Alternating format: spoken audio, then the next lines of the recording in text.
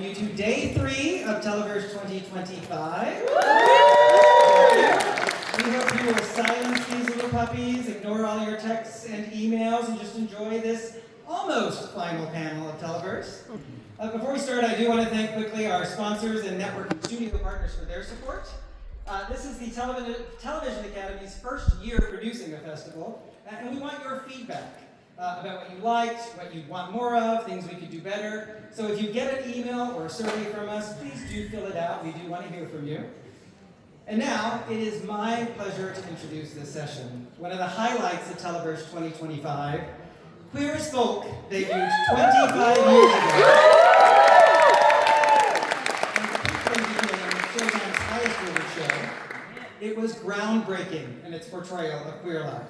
And let me just tell you, as a club kid in the year 2000, I suddenly felt like I was seeing my life on that screen. It centered the gay experience and the lives of these characters in a way that no series had ever done before, and it laid the groundwork for other shows to follow. Here to help us celebrate the 25th anniversary of this culturally defying and defiant series, please welcome the editor-in-chief of Entertainment Weekly, Patrick Gomez.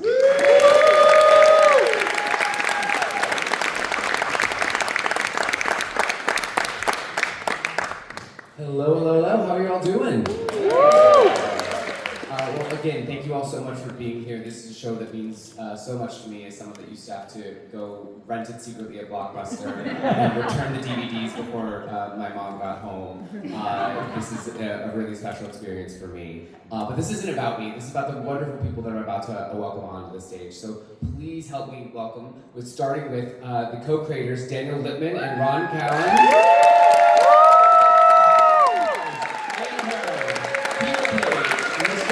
Sharon,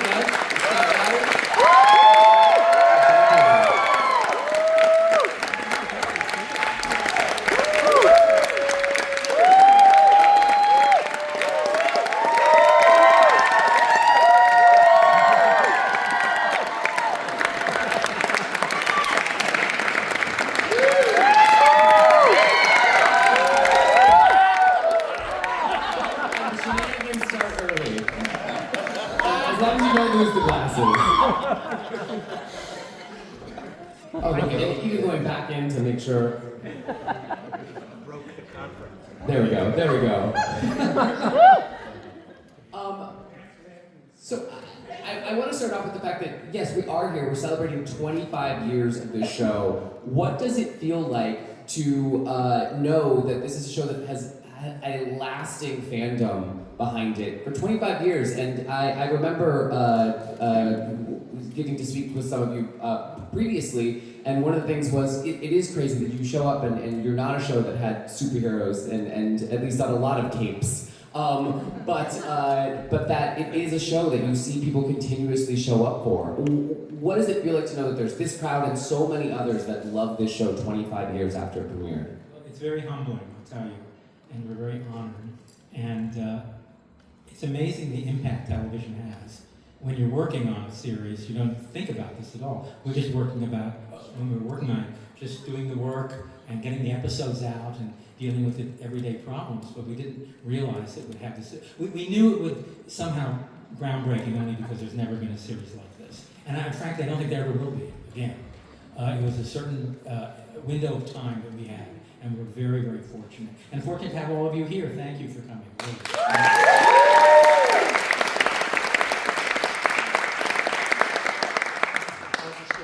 Dan's favorite word is gratitude, and I don't think we could be any more grateful seeing all of you here, remembering the show, appreciating it, so thank you.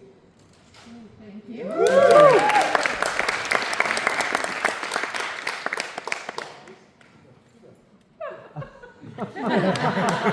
Are we going in order? I guess we're going in order. Yeah, echo what they have to say. I'm glad that you enjoyed the show and you still feel so strongly about it. We're kind of reigniting all of our secret jokes and pranks here. But seriously, I think we all definitely have a feeling of gratitude and the shock the passage of time, but at the same time, it's wonderful that we're all still alive. And I was commenting backstage, it's you wouldn't know the passage of time here. Like, you all look fantastic and as though you... That's ridiculous. Absolutely ridiculous. Hi, you beautiful people. Thank you so much for being here. I'm gonna tell you a raw and vulnerable truth, which is I feel like the show gets forgotten. I feel like people don't really give it the respect it deserves in the pantheon of prestige television. And so to see it celebrated in this forum by the TV Academy with all of you here is incredibly, incredibly meaningful. Woo!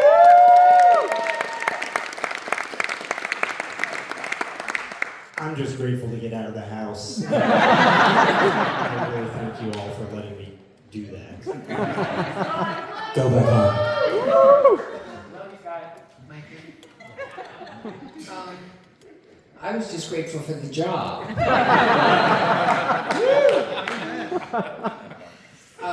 And the best thing that happened for me as a result of this show are these friends of mine.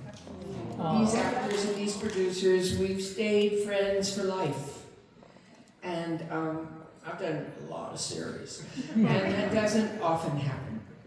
And so I thank the TV gods for all of you.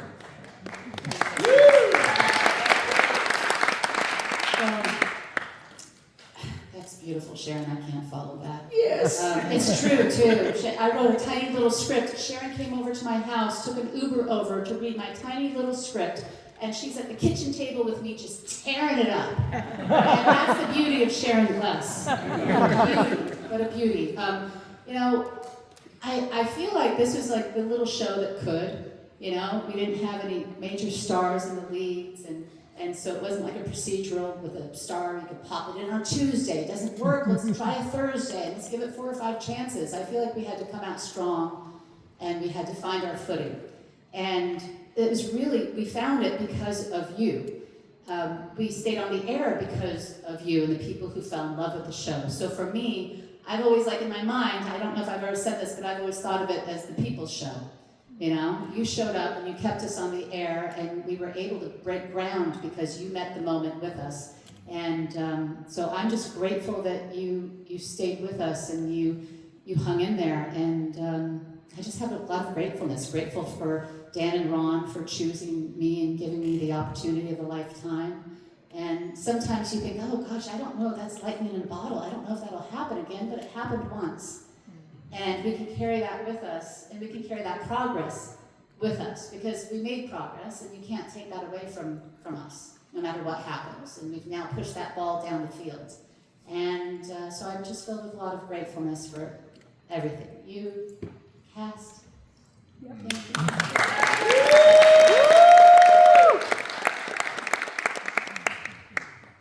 And Queer as Folk was a life experience for me, and I always knew I was part of something very special and very important and very powerful. And looking back, every time I review and view the episodes, I'm always amazed and stunned by the talent and the love and the commitment that everyone here and everyone who was involved in the series gave to the project for over 5 years. And those 5 years have lasted for another 20 years, and it will last forever.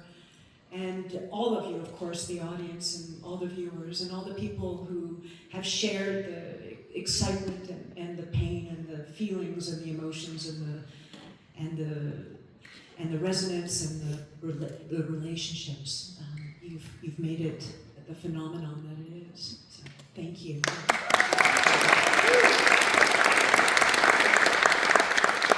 May I say one thing that I don't think has been mentioned here? Yeah, hi. Thank you so much. Only one though, Sharon. What has not been mentioned tonight is the courage of these actors. The courage it took to do those roles. I wanted to be on the set to watch it, but they made me go to my room. But that didn't stop you, did it? But truly, not only are they wonderful actors, but also it took guts to do what they did. My first day, Michelle and I flew up to Canada together when we got the job. We flew up together, and they took us straight to the studio for costume fittings. And then we went, and Gale and Randy were already shooting. You guys had already started shooting. And it was one of your loft days. It was one of the famous days. And so I come out of my costume fitting, which was hysterically tragic. It wasn't what I ended up wearing, I'll say that. And I went to turn around and I was like, do you have me in a floppy hat and like a dress? I don't understand what we're doing here, really. But I go into the cafeteria and out come Gale and Randy in bathrobes. And I was like, hey guys, how's it going? And Gale goes, it's intense. And I was like, oh, I'm gonna love you for life. I just wanted to add something that Sharon said, which is very important because you have to look at it in a historic perspective.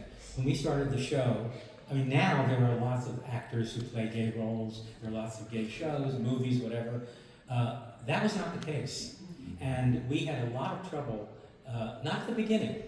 At the very beginning, the first casting session, Hal Sparks came in, Peter, Scott, and I turned around and said, this is the easiest thing we've ever done. And then we got into trouble because agencies would not send their, when you go to a casting session, usually it has NA, meaning not available. So Linda Lowell, who was our casting director, said, oh, we have like 30 people today. And we come in and said, we only have 4 people. Everybody said it was an NA. So it was really difficult. And all of these actors here are, not only are they great people, they are extremely courageous. And you think about going back at that time, at the turn of the century, I mean, they deserve so much credit for what they did, really. They're just phenomenal. Yep. Woo!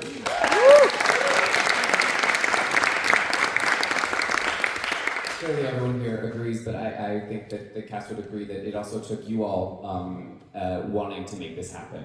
And so I'd love to take us back to there, where obviously there's Russell T Davies had the series in the UK. Walk us through the journey of adapting this and what you all wanted to bring to telling a story. And I'd also love to hear about, obviously you had that source material, but what did you feel like either they couldn't say that you wanted to say, or that just because of the fact that it was moving to the States, that you wanted to say with a series that had already been done in one form? Okay, stay with us, folks. Sometimes when you think something is the most disappointing thing in your life, you never get over it. And then you realize as you go on your journey is the best thing that ever happened. And I'll give you the example. We were doing a show at Showtime called Leap Years. And at that point, you used to, thank you. At that point, you used to... That's the one person who watched. So, you went to Showtime. Production was in Canada. You took passion projects there, which means they didn't give you any money. But we went there, and we were about to go into production on a Monday. We got financing, and at 4 o'clock on Friday, we got the call that the financing had fallen through, no show. So we said, this is horrible, this is disappointing, what are we going to do? So Ron and I took a little vacation to Italy, and we came back, and on that Sunday, in the LA Times entertainment section, there was a picture of 3 guys on a Jeep, riding a Jeep, and it said, the greatest TV show you will never see. And it turned out to be Queer as Folk. And HBO wanted to do it as a movie, and Showtime, under the direction of Jerry Offset, wanted to do it as a series. So we happened to be having lunch with our agent, and Jerry was at the next table, and he came over to us and said, guys, I'm really sorry the show fell through. And Ron said, well, Jerry, how about giving Queer as Folk to us? And he said, that's not a bad idea. Let me think about it. And the next day, we got it. And we had never seen it, of course. We said, send us tapes. We're big fans. Yeah, right. Send us the tapes. There are no DVDs. There are only tapes. So we saw the tapes, and we were really impressed with the cinematography because it was like cinema verite, very grainy, very real. And we found out later that, oh no, we just sent you the 30th generation. That's it. Not bad at all. So when we finally did see it and we decided we wanted to do it, we wanted to, we were shocked like everyone else, of course, but we were determined to best the, even though we had a great relationship with Russell Davies, we wanted to sort of best the English, English. And we wanted to bring, I'm going to Ron to talk about it, bring psychology to the characters, which we felt the British version really didn't have. So go ahead, Ron. Yeah, so, in starting to write it, we first focused on the psychology of the characters, and specifically, to begin with, was Brian, who we felt in the British version wasn't a complete character. He seemed rather predatory, without any sort of philosophy attached to it or to his life. So we tried to work on that, and then that sort of led us into the next character and the next. So I think our main focus at the beginning was developing characters that weren't just American, but that basically reminded us of us, people we knew that we could place ourselves into and write and be them. So, and we wanted it to be a celebration of being gay. I remember we said to the network, this is a celebration. We're not having people walking on the beach and committing suicide and being upset. We just want to celebrate every aspect of it. And we knew that if we got any kind of objection about it from the press or whatever, we weren't doing our job. We needed to really, and that's why the opening credits, it comes right out at your face. Q, you, eat, it's in your face, and that was deliberate. And that's what the show was originally going to be, and be a celebration of it. And to answer what Patrick was saying about we took the British show. When the show started, people were writing in and saying, I don't know why you're showing these kind of gay people. I mean, why don't you do a show about two gay lawyers who live in the suburbs and walk their poodles? And we said, Showtime bought Queer as Folk, and they wanted us to use, which we did, for most of the first season before we sort of took off. And we used the characters, made them more our characters, Americanized. And Russell Davies at one point said, because we had 88 episodes over 5 years, and he said to us at one point, he said, if I knew how to do what you did, the show would have gone on. I didn't know what to do with it. Because there was only, the British version, had like 4 episodes? 5? 8 and a 2-hour. Yeah. 8 and a 2-hour movie, I think. Is that right? Yeah. Really quick, because I do want to hear about how, obviously, the cast came into the project, but why Pittsburgh? Why Pittsburgh? Well, the original British version was in Manchester, and we felt we wanted to go to that kind of, excuse me, anyone here from Pittsburgh, second tier city. We didn't want to go to New York, Los Angeles, San Francisco, where there was a big gay community. We wanted it to be more of a middle American kind of. And I'll tell you, originally, Joel Schumacher, do you know who he was? He was a directed the Lost Boys. He was going to be an executive. He put the nipples on Batman. Joel Schumacher put the nipples on Batman. Put the nipples on the Batman. He did. Although I just rewatched that movie, he put nipples on every costume. So Joel... Schumacher in German means nipple. So Joel originally he said, I want to do this. He ultimately left the show from the very beginning, so it was just for the two of us to do a movie. But anyway, he wanted to do it in New Jersey, in an Italian neighborhood. He said, I want really sort of rough and tumble characters. And I said to Ron, this show is going to create quite a stir, and it's very controversial. And we need to cast the most charming people we can to sell it. And these are the people here that you see. And what happened? They're not available, so you got this. By the way, that is, as somebody, I've now created several TV shows, and I will never, that is a lesson you guys taught me. You said, point blank, you said the most important thing in television is charm. It's more important than talent, it's more important than looks. Charm, people come back week after week to hang out with people they find charming. And that's been the secret to my success, for sure. Certainly is the case. I didn't know that. Thea, I'd love to start with you and hear a little bit about what your journey was like auditioning for the show, diving into the character. What did you start to find before you, in the audition process, that like you felt like locked you in with who this character was for you?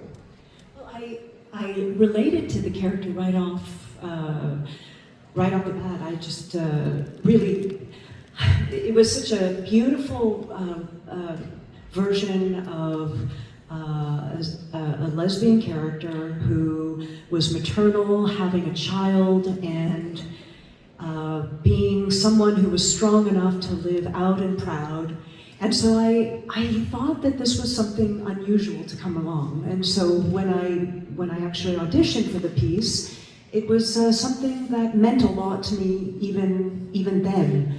And so I was quite touched by the material, and I just felt very comfortable with the material.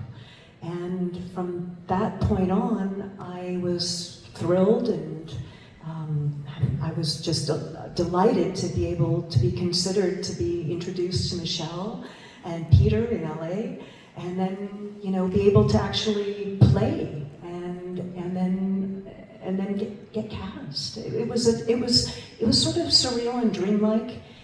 Because it was something that I knew I could commit to and I could contribute. And I felt proud of the character, and I was touched, and I was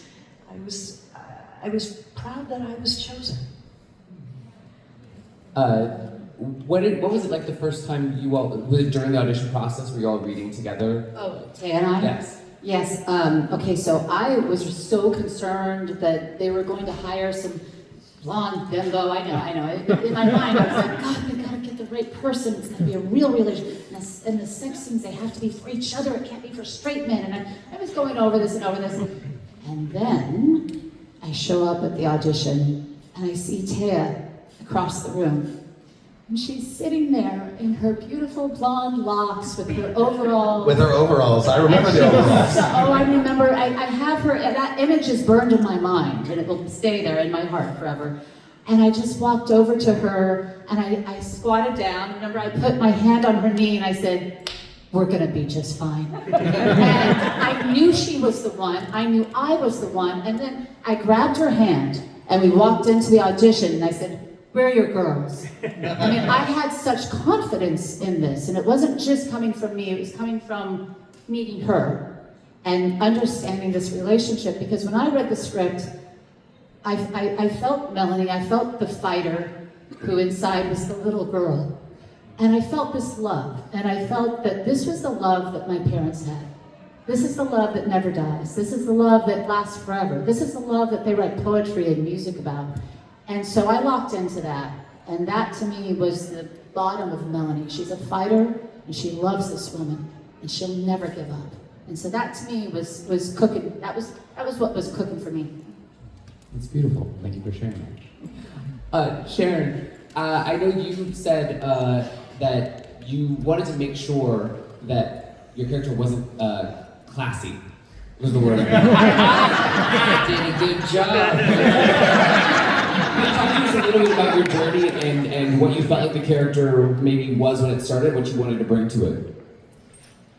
I'm sorry, what was the second part of it? What you wanted to bring to it, why you wanted to make sure that was in a direction, and why that was important to you?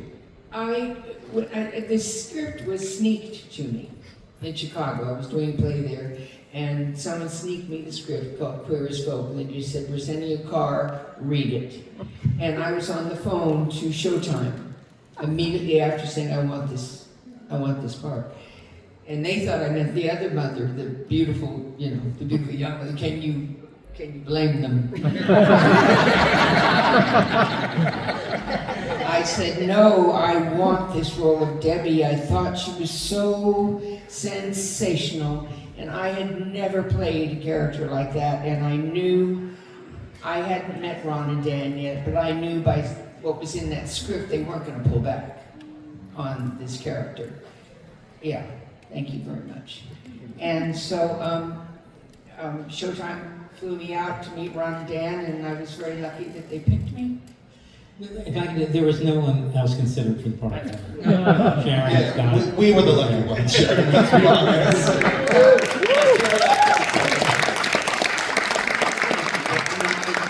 My ego's not that colossal, honestly. But I just knew it was going to be different. I knew it was going to change lives.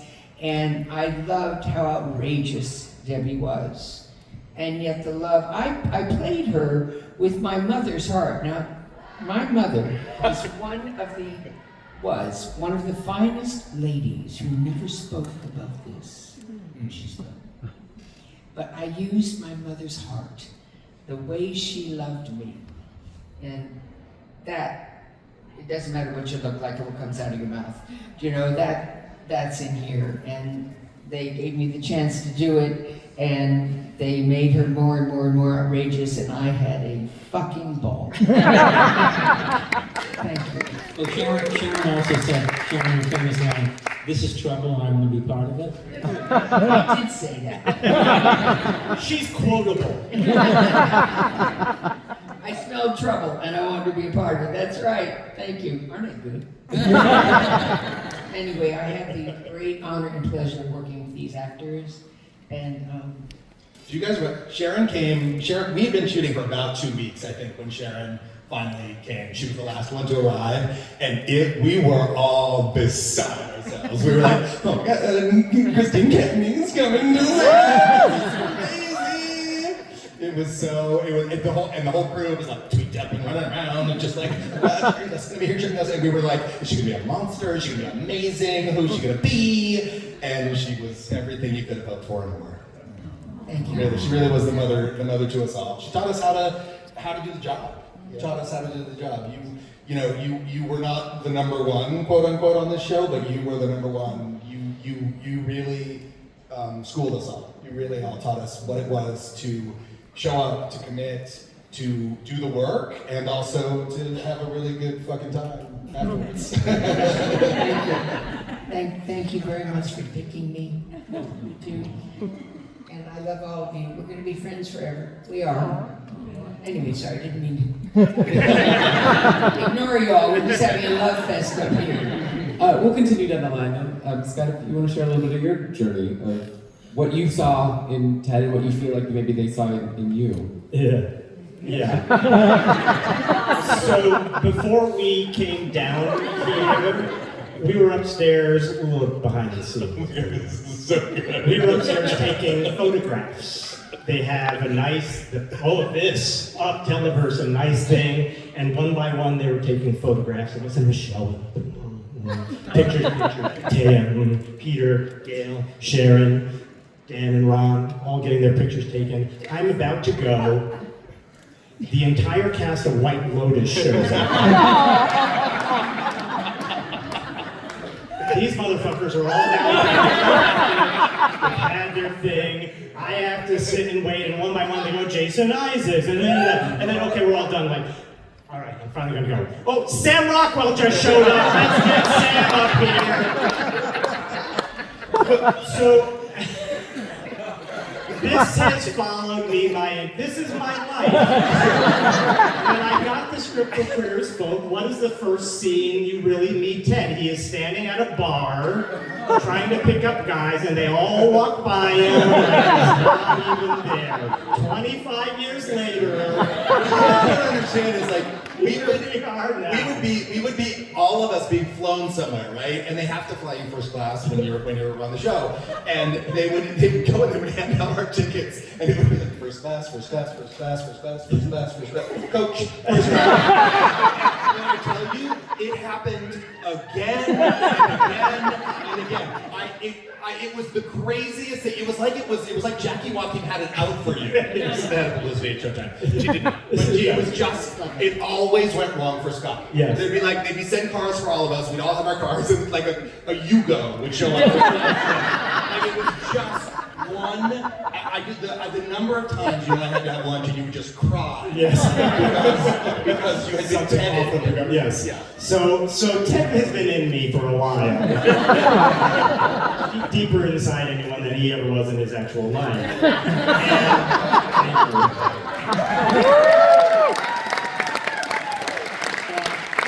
But so, to your point, as soon as I read the script, I related to this guy, I understood him, I found a universality in him. I think, I can't tell you, when we talked about 25 years on and people coming up to the street all the time, and people just coming up to me saying, I'm Ted, and me having to say, I'm so sorry. But he's a very universal character, and that's what I loved in the writing. When you talked about Ron and Dan talking about the psychology of these characters, I got the psychology of him. There was stuff about the physical character description that wasn't exactly me, but I knew who this guy was. And so casting went very quickly for me, and in fact, I was the only person to test for the role, and Jerry Offsay, who was the head of the network, was very upset about that. He felt like Dan and Ron were trying to strong-arm him into casting, and he said to them, like, are you telling me this is the only guy in Hollywood who can play this part? And they're like, just trust us, just see him. And then years later he told me, and after you auditioned, I said, God damn it, he wasn't the perfect sad sack.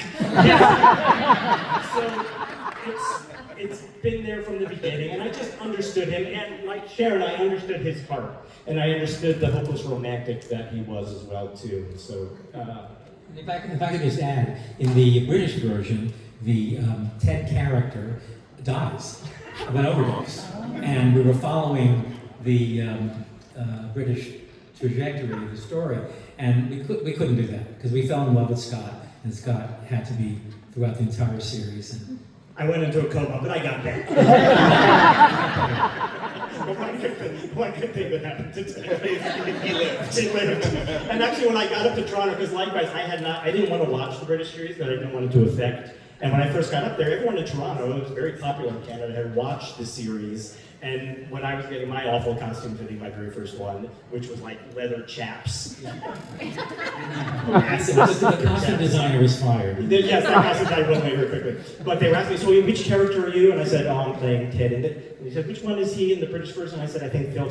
Oh, you're the one who dies. I was like, I just gave up my apartment in LA. I just signed a 6-year contract. So, yes.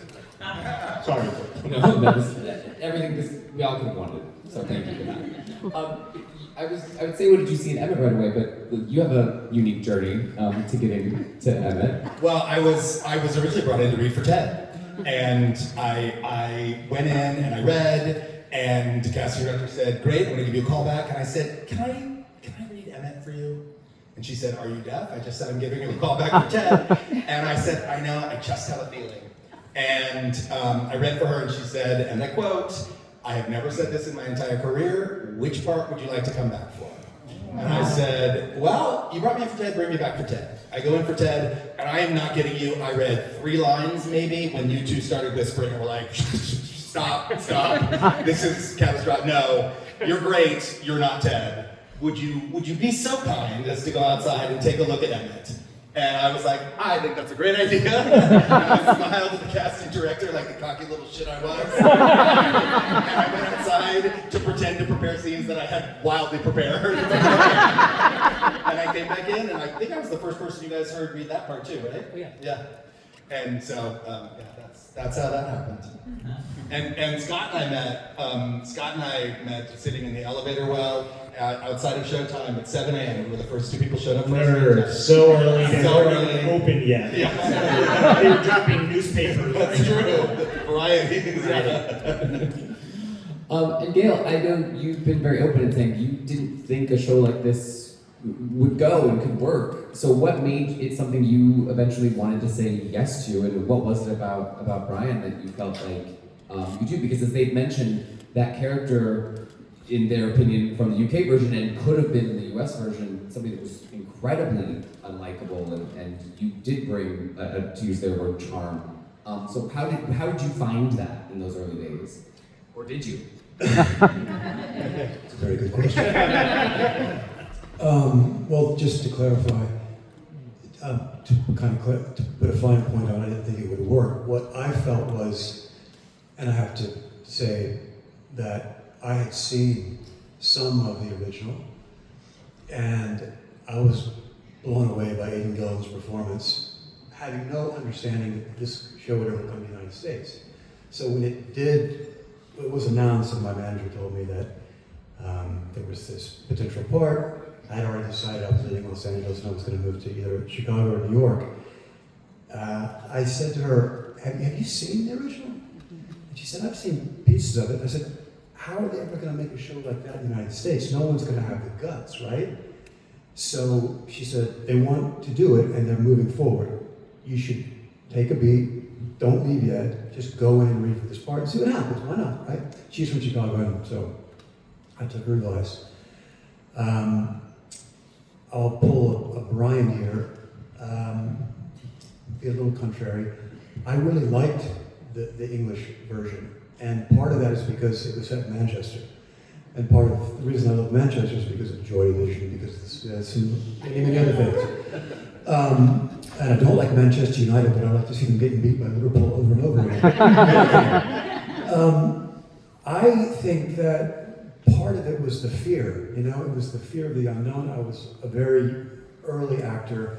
All of my training had been pretty much not on stage and not in front of the camera. It had been in training, And I came from another place. I went to art school. I was making photography and printmaking and etching. So I didn't have the training and I didn't have the background. So you can imagine, it's like jumping into nowhere land. That on top of the fact that I didn't think the show would ever go because I think it would be canceled immediately because it was too extreme. When I did go in and it seemed like it was working, and then we eventually got to Toronto, we were making the show, it was a psychological and emotional overload. Something I'll always love and always treasure because, we live a short time, and to get put against the wall and somehow survive it, you know what I mean? So I had no fear necessarily. I was just going into the dark.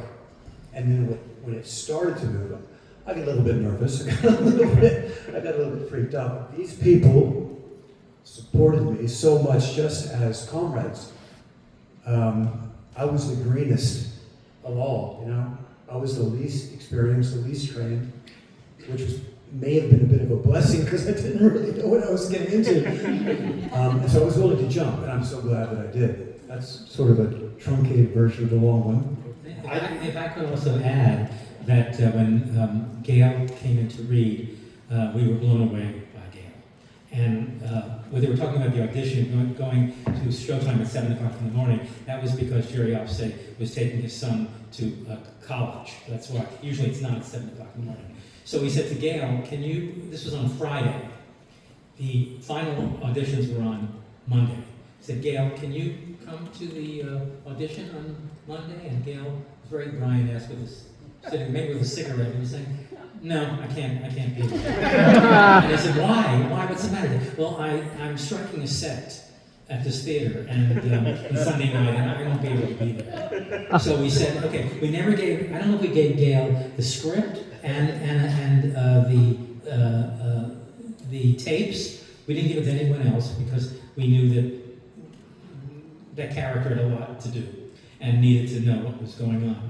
So Gale took that and I said, Gale, please just call us. Tell us if you can make it. We really want you to be there. And Saturday, we got a call and picked up the phone and we heard, hi, this is Brian Kinney. Remember that? No. That was you, right? Girl, no. And I remember we had no Brian, and we didn't know what we were going to do. And then Linda, the casting director, called and said, he just walked in. Yeah, he's here. Come right away, he's here. Like the day before, or whatever. Friday. Yeah, she said, come over right now. It was like 5 o'clock on Friday. The other guys you tested for him were very soapy. Oh my God. They were very Melrose Place. So my story of meeting Gale was, when we auditioned, I think it was the last network audition, we all kind of gravitated towards each other. It was very strange, like little magnets. We were just like, meh. And so I was sitting here and Gale was sitting there. I don't know if you remember this, Gale, and there's that beefcake guy who I believe was auditioning for Brian, and he kept picking up on me. And I was getting pissed. I was not happy about it. I was like, dude, I am in my thing. I am Melanie Marcus. Don't you even. And so I was sitting there hanging, chilling with Gale, and we were having a nice conversation. I can't remember what about. I know I looked over and I saw this tattoo on his finger that said, resist. And I was like, remember? I said, what's that all about? And there was a moment where I thought, who is this? James Dean? Modern? Anti-hero hero? But it was a moment. And I remember I looked at him and I looked at the guy who was trying to pick up on me. I was like, I hope to God that this guy next to me gets the part. Because then we got a show. Then we got we got something interesting. So that was... I think, we all got hit with a lot of energy. It was a wild, wild ride. There is no doubt about it. But what Gale and Randy went through those seasons, they do not get enough credit for what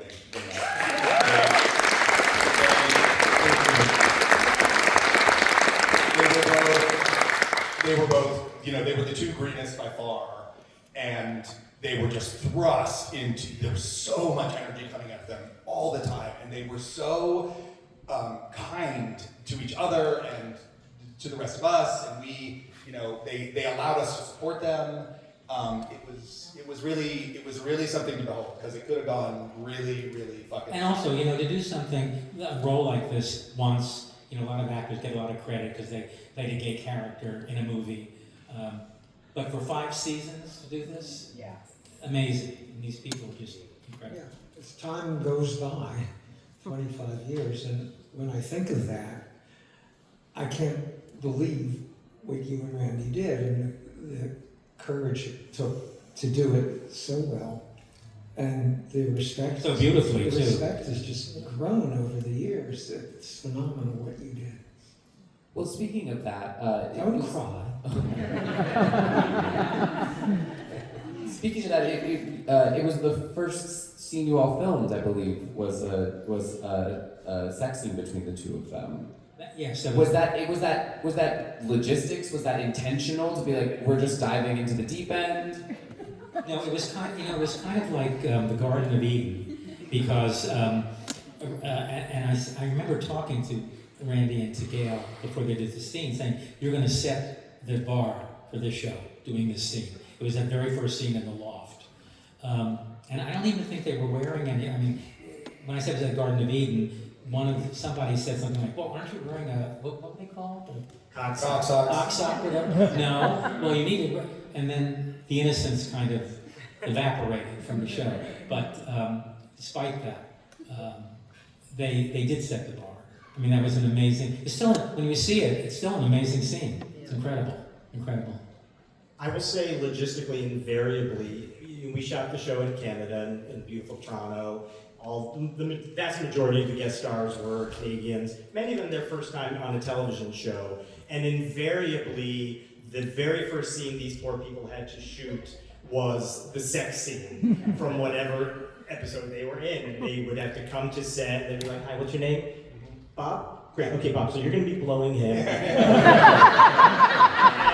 Every single time, no matter if there was a whole episode or a romance story going on, the first scene you would shoot would be the sex scene. And it was just logistics all the time, but in some ways, it helped us make sure we were creating a set that was safe. I mean, it's interesting to see the evolution of things with intimacy coordinators and all this. We didn't have any of that. We were finding our ways to figure out how to create a safe environment to get the best performances we could out of people, asking them to do really extreme. But we finally did have sex meetings. Now they have intimacy, people on sets and whatever.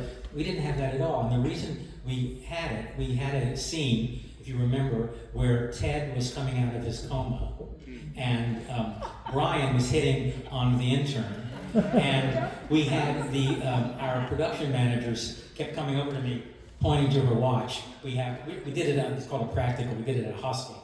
And she kept saying, you got 20 minutes, you got 15 minutes, you got 10 minutes. So we were shooting the scene, and the actor who played the intern, or the nurse, the male nurse, I think Brian was supposed to, they were supposed to have sex. And he said, he came to me, he said, I'm not doing this. And I said, what do you mean you're not doing it? The casting director told you, we told you everything you had to do. I don't care, I'm not doing this. And it was a wreck.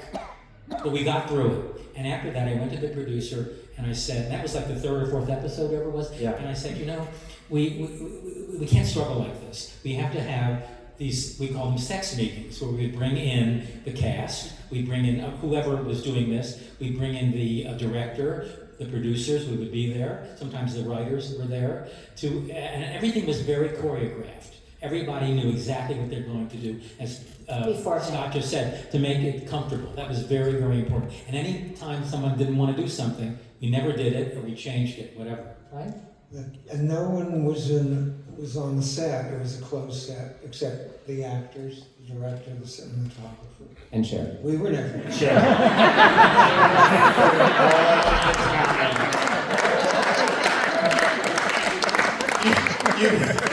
You just hear Yeah.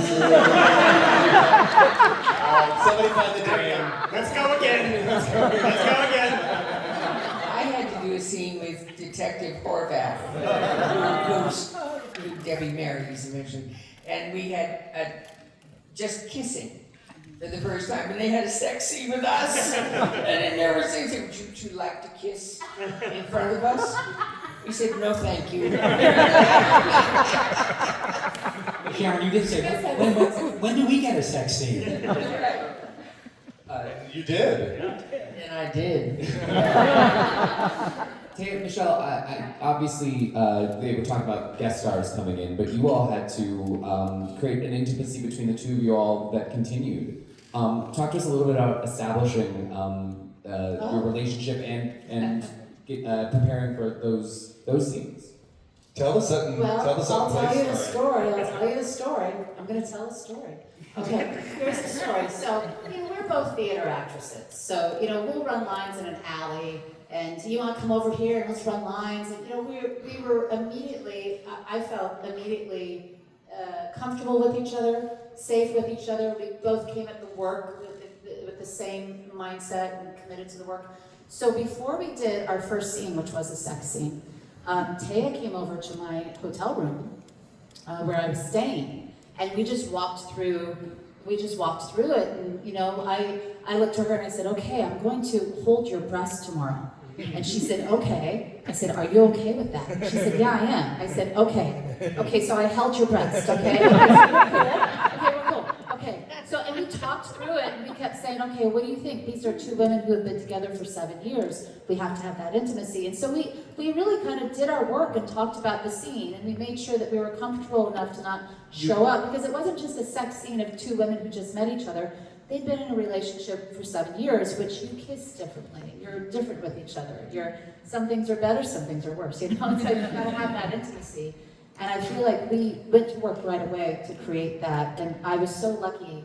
And I think sometimes, could we do that today in this time that we live in?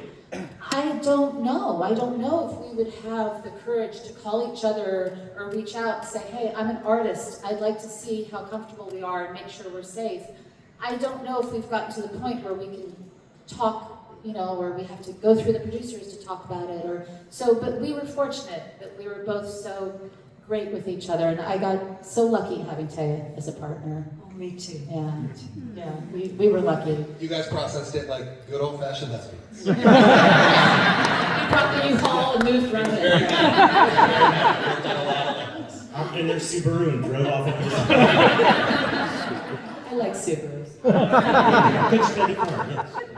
That leads me to ask Gale, starting that way, working in doing a sex scene with somebody that over the course of the series you developed an emotional relationship with. Do you feel like similarly, starting from there, did that give you a launching off point, or would you have rather started with something that was more, I wouldn't say character driven, because I think that scene was very character driven, but less technical, I guess I would say.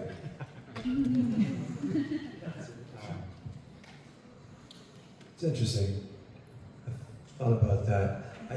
I think some of this comes from the conversations that we had in preparation in terms of kind of throwing us in, kind of immediately, just to get through that. Because it may have been easier or more, or less daunting to start off with a series of scenes that were more, psychological or offhand or whatever, and we would have connected and begin to develop our own personal relationship, Randy and I, in terms of how we were bringing that forth with the characters. But I think it could have backfired in a way, in the sense that then we would have been thinking that tomorrow or the day after, we've got to do this really, very kind of revealing work.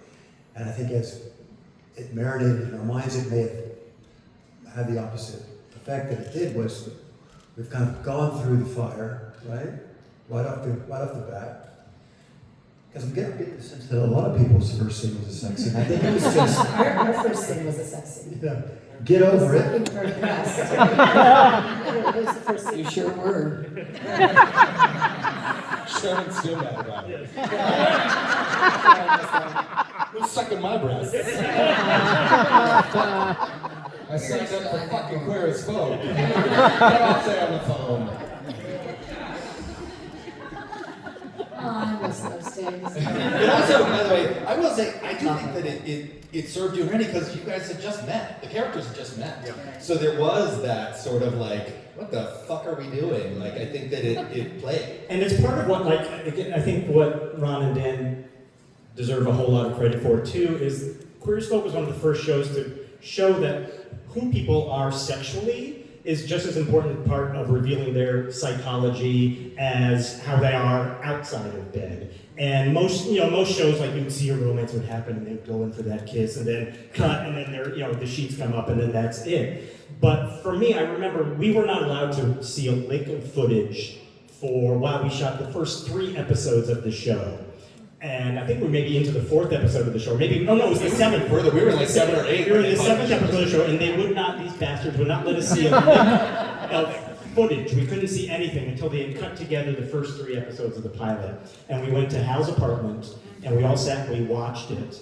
And I know for me, watching that first sex scene between Gale and Randy and the power that you get psychologically, why is this kid obsessed? Why is this guy a god to him? And if you don't see him being entered by him at that moment and what is going on with him and the connection and the fire and the electricity, none of you would have stuck around for 5 seasons if you didn't see that moment in all its honesty and grittiness and beauty and power. And I think that's something Queer as Folk also doesn't get credit for in terms of doing that. Well, that's actually right. We never thought that the sex scenes were gratuitous. It's like an opera when you can't language. You can't have a language, so you begin to sing. It's the same thing with the sex. I mean, sex can be joyous, it can be depressing, be angry, it can be all kinds of... Very, very bad. Very, very bad, right. But the characters can express themselves sexually. So that was our intent. I'm glad you brought that up, Scott. Thank you very much. We have one other actor who had some thoughts about the intimate scenes that they had to film. We have a little video from someone that couldn't be here today. You all knew him on the show as Ben, but we've got a video from Robert Gant, a message for all of you and all of you. So if you can roll that, we'd love to share his memories really quick. Hey everyone, Robert Gant here, aka Ben Bruckner. Professor Ben Bruckner. I don't know. Hey everyone, aka Ben Bruckner. Professor Ben Bruckner. I don't know why I'm saying that. Anyway, I'm really bummed that I'm not there. I really wish I could be with you guys. I'm back, excuse me, in DC, working on the DC premiere of a play called The Inheritance. Forgive me, I'm going to look at my notes here a little bit because I will not remember what to say if I don't do that. It's taken until now to work on a project that matters as deeply to me as Queer as Folk did, and as Ben's journey did. So it's taken 20 years just to give a sense of how unmatchable Queer as Folk is, which you all know. To the amazing folks sitting there on the panel, I love you all dearly and wish I could be there to hug you in person. But as you know, you are forever family and always in my heart. To those who have joined to celebrate for the 25th anniversary of Queer as Folk, thank you guys for taking the journey with us and for just staying on this incredible ride. It is in great part because of you and your care for and commitment to the show that it's had such a powerful impact in the world and continues to. An acting mentor of mine says that acting is a healing craft, and indeed playing Ben was a crucial part of my healing as a gay man and as a human being. As I'm sure you know, my journey shooting the show, as is true for all of us, was filled with so many memorable moments, not just those involving cocksocks, which Peter, Scott, and Gale can, elaborate on, really undoubtedly, and maybe Michelle and Ted, no, maybe. Not just those moments involving sex meetings in which we discussed how we were going to shoot sex scenes, and in the first of which, Hal's eyes were like saucers as I discussed the options of having 2 legs up or 1. He relaxed a smidge when we opted for just 1 leg up. And it's not just those moments involving shooting the first legal gay marriage ever on television. No, the most memorable moments were those, regardless of the context, that I got to do with my beautiful castmates there. It really was about that connection and family that I have and had with them. And the fact that for 25 years, I've gotten letters or messages from folks around the world who said that they decided to live because of the show or because of my character, an experience to which all of us can attest. So have a wonderful, all that said, have a wonderful panel and 25th celebration, everyone. I'm sending all my love from our nation's capital, Gulp.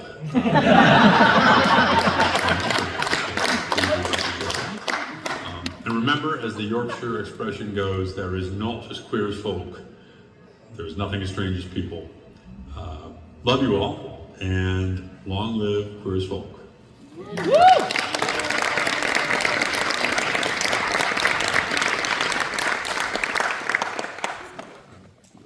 Oh, there's even more emotions. We love that. But yes, we're so glad that he could be a part of this in that way.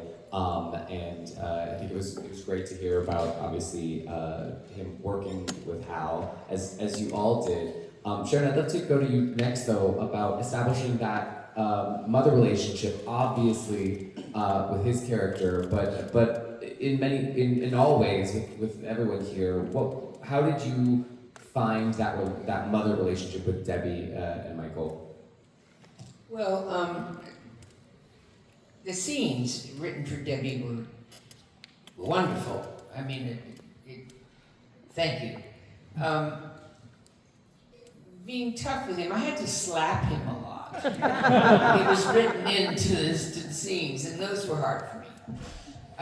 They got less and less difficult as time went on. It's a famous reel that's just Sharon slapping Hal that goes on for like 5 minutes. That's right. Just slapping him. And we got annoyed with Hal, we just played. Right.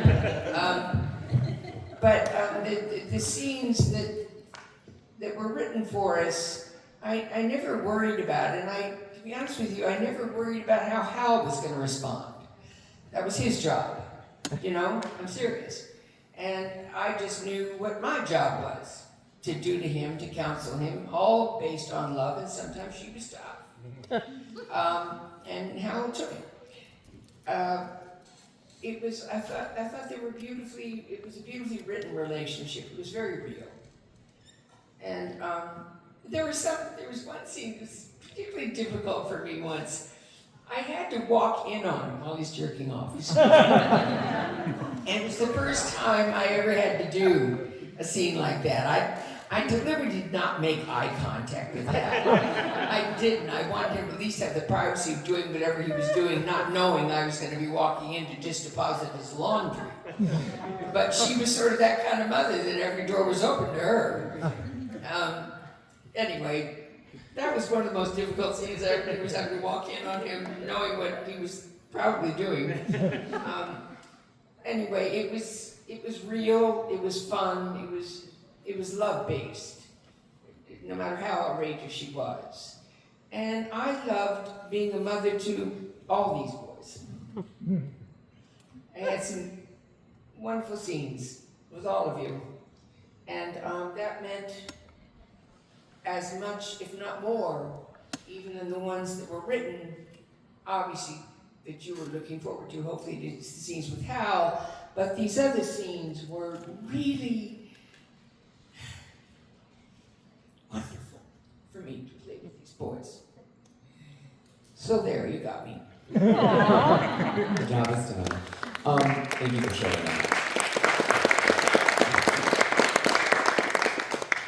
This show was so beautifully, I mean, I was a teenager figuring myself out when the show came out, and that was a really special thing for me to have, to see there. When it first debuted, you spoke a little bit about anticipating there being some backlash and people maybe having negative things to say. I'm sure there was also a lot of positive things that you all were hearing right away, but let's walk back to that December 2000 premiere. And for you all, what we've heard the words whirlwind and circus and all of that sort of stuff, but when it premiered, what was that experience like for you all, and what was the feedback that you heard, both positive and negative? Well, we got very good reviews. I remember Newsweek and Time. I mean, we were all I was kind of shocked. They gave great reviews, but the gay press did not like it. You know, and GLAAD. In fact, the head of GLAAD came to us and said, you know, I don't know what to do about this. Some of our donors are going to pull money from us because of your show. And I kept hoping a champion would come along. He didn't. We were our own champions. And I remember, you guys remember, we were in New York for was it the premiere or whatever? And we went to the Javits Center. And we were in the back, like we were here. And when we came out, there were hundreds and hundreds of people cheering the cast, like they were rock stars. And that's when it occurred to me that we have something here. I mean, it was shocking. Do you remember that? Yeah, I remember when we walked. Do you guys remember when we were at the Javits Center and we walked on stage for the press? It was like 100 or 200 journalists. It was a lot of journalists in a large room, and they all stood up as we walked on stage and applauded. And we had been shooting the show, so we were living in a bubble, just doing the work, and we really didn't have any idea how people. We saw reviews, but it's something to read something, and it's another thing to show up and have people, you know, standing up in unison. They prepared us for bomb threats. I don't know if you guys remember. Oh, that's right. Yeah. For the premiere, they were like, okay, so there's a possibility of some bomb threats. If that happens, here's how you behave. Here's what you do. Here's how we prioritize your safety. I remember at the end of season 1, we did it. Oh, it must not have been the end of season 1. It must have been during season 2. We did a DVD signing at Tower Records, right? Sunset. And they go, okay, we're gonna do with you guys what we did with Madonna. And we were like, that's great. I don't care what it is. But we signed for hours and hours. And we got trapped in there. That was just the soundtrack. Because it was just the soundtrack of the first season. It was the soundtrack. Yeah. It was crazy, and there's a line around the block. They rushed the stage, and then they put us in elevators and threw us downstairs and threw us in our cars and snuck us out. It was very. At one point we were trapped, and remember I had to pee, and I ran into a closet, and they gave me a cup, and I ran into a closet. I'm trapped inside Sunset Tower, and there's a line around the block of people waiting to sign. We were on Larry King. Do you remember we were on Larry King? And at the end of the program, there was Larry King. It was a commercial. Larry King turned to us and said, "Okay, the next person coming up is someone who hates your show, and just deal with it." So this man came on who never saw the show, and saying these horrible things. And when it was over and they cut to a commercial, Larry King turned to us and said, "That was the best thing ever happened to you. You're going to run 3 years." And he was right. Do you remember the 1 Million Moms ad? Do you remember that? 1 Million Moms, which is like 4 women, literally. they took out a full page ad in the paper. Do you remember this? They took out a full page ad that said, "Do not watch this show. It has drug use, oral sex, anal sex." And we were like, "This is, thank you." Showtime would never afford this advertising. It's the best thing that ever happened to us. Also, one thing you have to know is that when Jerry Offside picked up the show, it's very rare for a network back then and even now to give you a full season, 22 episodes. So he said to us, whether the show is a hit or a flop, you're going to do 22 episodes. And that sort of set, we knew we'd have 22 episodes. So it wasn't like, well, if this isn't working in the 3rd episode, he said, no matter what, we're keeping it on the air. And that's what led to some of the success, don't you think? Yes. Thank you. Yes. We didn't know we had 22 episodes, did we? We had 13. We were told we had 13. Yeah, because I remember going, oh, we better get the back 9. We better have some chemistry here. We better get the back 9. Always get the back. Dan, by the way, Dan's favorite joke for the entire first 13 episodes was, "Hey, can you come here for a second? We've decided to make a change." And he would do it to all of us again. And then look, he thinks it's so funny. we were all like starving actors before this show happened. And so every time he would do it, my heart would drop to my socks. And I was like, oh God, I've been fired. Oh no. I know you all get asked all the time, is there going to be a revival? Would you do a revival? So I'm not going to ask that question. What I am going to ask is, if Queer as Folk was on with these characters that were, even if the original hadn't happened, what do you feel like you'd be excited to explore in terms of what being LGBTQ is today versus what being LGBTQ or an ally was 25 years ago? Are there elements that you see something going on in the world being like, I would love for the show to tell? Oh, yeah. You, Scott? Yeah. Okay. I would love, and I know this may be kind of obvious, but I would love for Melanie to run for office and to wade into politics. I would live for that, actually. And I'd love to see that struggle and that fight, because I know politics pretty well behind the scenes, and I just think that it would just be so interesting to see how the family handles it, to see how Lindsay handles it, to see how the kids handle it, to see all of that, and especially with everything that's going on today. Well, I have to say, and I'm probably unpopular to say it, I'm glad we didn't do a reboot of the show. I'm not a fan of reboots. I think there's a magical quality to a show, and if you've seen a lot of reboots, they never live up to it, and it's very disappointing. And I know some of the actors on our show, the cast, would want that. But to me, it's a magical 5 seasons that'll never be matched. Really, I don't think the show. There have been some other gay shows that have all been canceled, and I don't think anyone would be able to do what we did. So I'm sort of pleased about that. And also, things were not great in terms of what's going on in the country when we were finishing up the final season of Queer as Folk.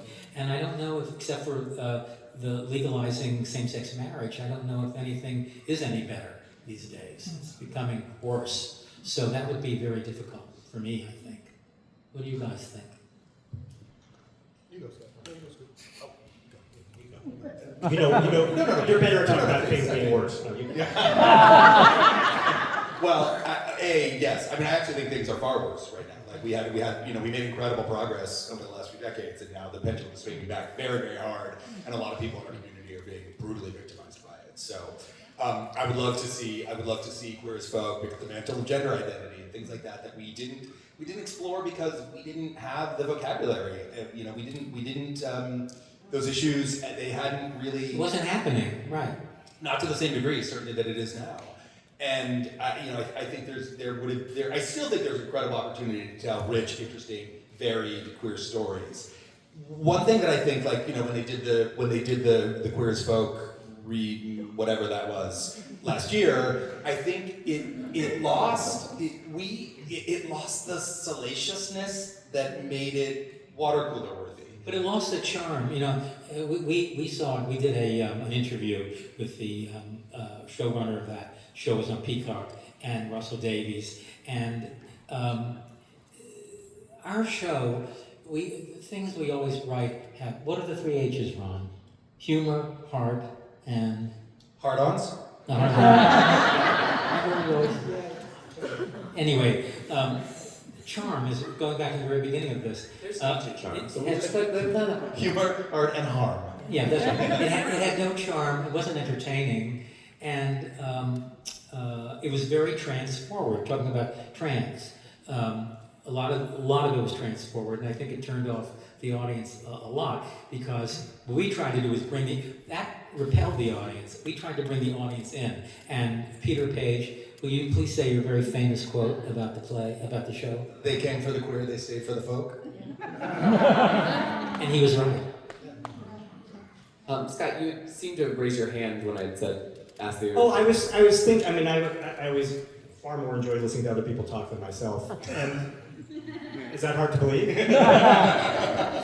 I was reflecting that we gathered about a little over a month ago, for another lovely 25th anniversary celebration, and they screened an episode from the 5th season. They screened the episode, the Bombing of Babylon episode, and we were backstage watching it on our own monitor, and yeah, we all started off like laughing at each other's hairdos, or when we had hair, and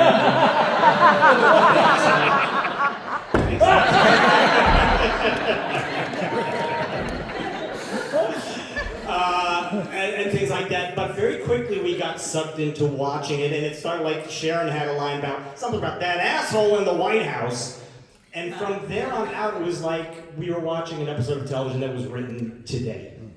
And so I'm torn because I'm partially Team Dan, I'm partially Team Peter and Michelle on this, that there is something, the show still works, unfortunately, because our country still sucks.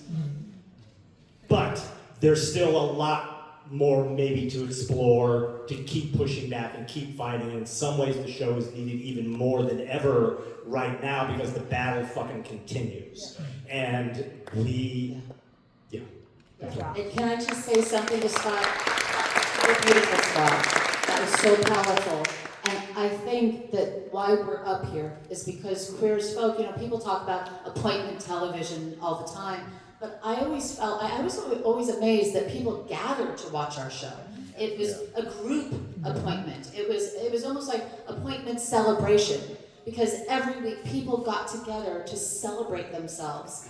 And that created a bit of a movement, right? And a community. Right, we used to go to gay bars because they would show it on Sunday nights. I think Sharon, did it go with you once?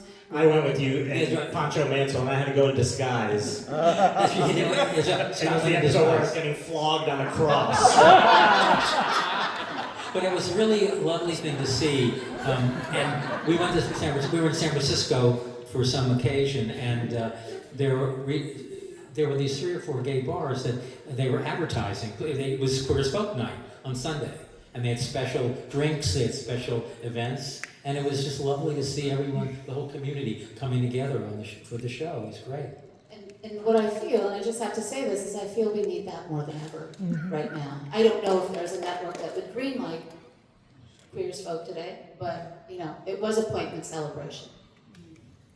It certainly was, and you mentioned the bombing episode. There was so many beautiful storylines that explored a lot of topics that are important: drug abuse and addiction and AIDS, and just being on the show made you all activists in a way. But I also know that that's something that you all have taken on since the show as well and carried with you, and had done shows that are making sure to highlight LGBTQ stories, or Gale, I know you've got Fairyland coming up. It just got a premiere debut date in October, yes? October, yes. Film directed by Andrew Lowell. It's adapted Alicia Abbas' book, Fairyland, and from American Zoetrope and Lionsgate. So if you have some time, please look into that. And we're very proud of it. Looking forward to seeing that come out. And that has an LGBTQ story in it, and Peter, all the work that you were mentioning earlier. How have you all felt? Do you all feel that that's something, and even if you don't proactively do it every day, like, do you feel that people feel that you have that impact just being yourselves? Yeah, I mean, I don't mean to be, but like we were of a very small handful of people who had anything to offer around that experience in the public eye. We were, Robert, Randy, and I were some of the first queer actors to come out and that weren't outed, and so it was. There were years and years and years where that was it. I've been to more HRC dinners and more GLAAD awards and more prides than any human being really should ever have to go to. But you showed up, and it was, what was amazing is like the big ones were great. I was the Grand Marshal with Tammy Faye Baker in the National Pride. Like, that was an amazing weekend. But like the ones that I remember, it was like going to like a small town and doing their pride. Because that's where the fight is. That's where the people are living these really brave lives and bringing people in. That's why we put the set in Pittsburgh. That's exactly why. Yeah. So it was an honor that I think we all took very seriously and tried to carry forward. And I'm so proud of everyone on the stage and the people who aren't with us at how beautifully we've done that. Well, we certainly thank you all for the work you did on the show, the work you've done since the show, the work you've done here on this panel with everyone here enjoying it. So thank you all for being here.